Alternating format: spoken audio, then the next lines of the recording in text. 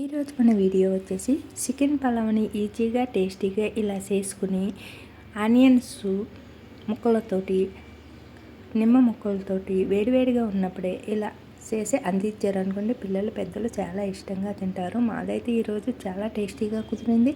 అలాగే దీన్ని చేయడం కూడా చాలా ఈజీ. మరి దీనికి కావాల్సినవి ఇప్పుడు చూసేద్దాం. పావు కిలో చికెన్ని శుభ్రం చేసుకుని ఇలా పక్కన పెట్టుకోవాలి. అలాగే దీంట్లోకి 1 స్పూన్ సాల్ట్, 1 స్పూన్ కారం, 1 స్పూన్ ధనియాల పౌడర్, 1 స్పూన్ గరం మసాలా, చిటికెడు పసుపుని ఇవన్నీ వేసి చికెన్లోని బాగా కలిపి పక్కన పెట్టుకోవాలి. అలాగే బిర్యానీకి మసాలాలు 1 చెక్క, చిన్న చెక్క, అలాగే 2 ఇలాచీలు, 4 లవంగాలు, కొద్దిగా సాజీరా, బిర్యానీ ఆకుని ఇలా పక్కన పెట్టుకోవాలి. అలాగే 2 పెద్ద సైజు ఆనియన్స్ని, బాగా మక్కిన టమాటాని, 1 స్పూన్ అల్లం పేస్టు, 4 పచ్చిమిర్చి, కొద్దిగా పుదీనా, కొద్దిగా కొత్తిమీర, కొద్దిగా కరివేపాకుని ఇవన్నీ ఇలా రెడీ చేసుకోవాలి. అలాగే 3 కప్పుల బియ్యాన్ని 2 సార్లు శుభ్రంగా కడిగి పక్కన నీళ్లు పోసి నానబెట్టుకోవాలి. ఇప్పుడు మనకి అర్ధగంట తర్వాత మనం మసాలాలు కలిపి పెట్టుకున్న చికెన్ని ఇలా స్టవ్ పై పెట్టి స్టవ్ ఆన్ చేసుకొని సన్నని మంట మీద ఇలా దూరగా చికెన్ అంతా బాగా ఈ మసాలాలతో పాటు ఎగిరించుకోవాలి.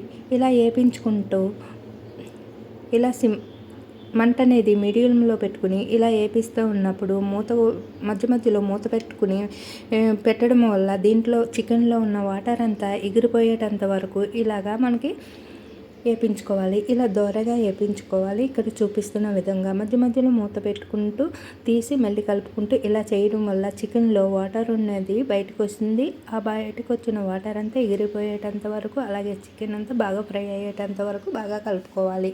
అలాగే ఇప్పుడు బిర్యానీ తయారు చేసే విధానాన్ని చూసేద్దాం.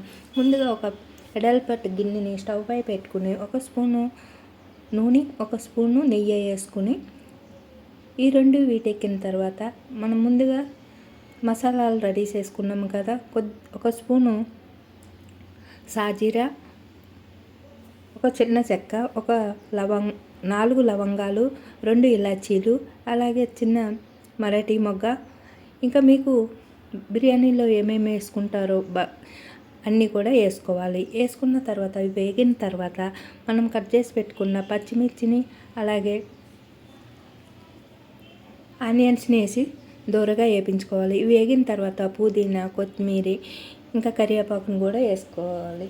ఇంకా కరివేపాకు అనేది మీ ఆప్షన్ బట్టి వేసుకోండి. ఇలా ఇవన్నీ వేగిన తర్వాత మనకి అల్లం పేస్టు 1 స్పూను తీసుకున్నాం కదా, ఈ అల్లం పేస్ట్ కూడా వేసి బాగా వేపించుకోవాలి. ఇక్కడ చూపిస్తున్న విధంగా ఈ బిర్యానీ ఏ విధంగా చేస్తామో ఈ పలావ్ కూడా అదే విధంగా, కాకపోతే బియ్యాన్ని ఇక్కడ మనము ఫ్రై చేసుకుంటాం కాబట్టి పలావ్కి ఇది పలావు.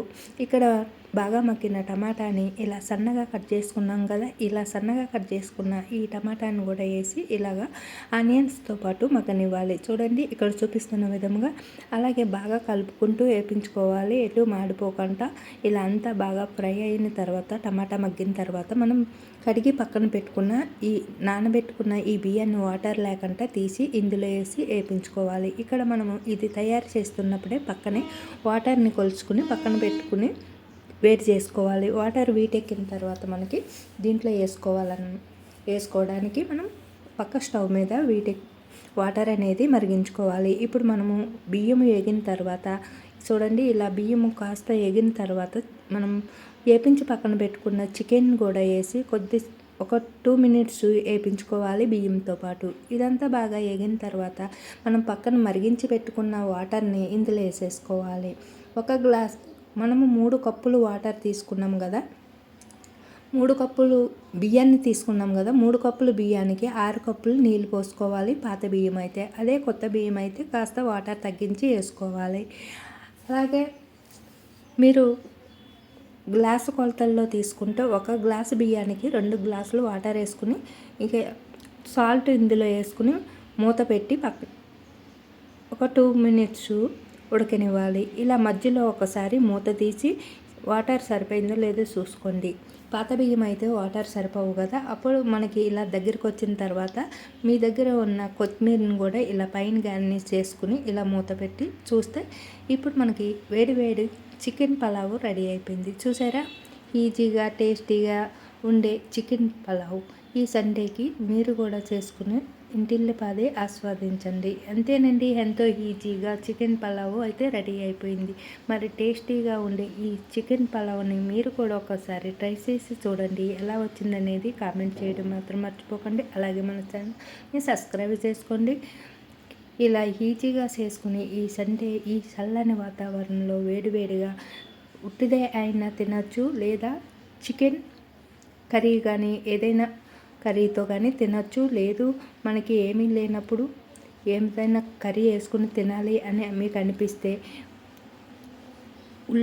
ఉల్లిపాయ ముక్కలను కట్ చేసి పెరుగులో వేసుకుని ఉల్లి చట్నీ కింద చేసుకుని కూడా తినొచ్చు. అంతేనండి, ఎంతో ఈజీగా టేస్టీగా ఉండే వేడి పలావ్ అయితే రెడీ అయిపోయింది. మేమైతే ఇంకా ఆనియన్స్ నిమ్మ చెక్కలతో అయితే తినేస్తున్నాము. మరి మీరు కూడా ఒకసారి ట్రై చేయండి. అలాగే మీరు ఏ విధంగా ట్రై చేశారనేది కూడా కామెంట్ చేయడం మాత్రం మర్చిపోకండి ఫ్రెండ్స్. అలాగే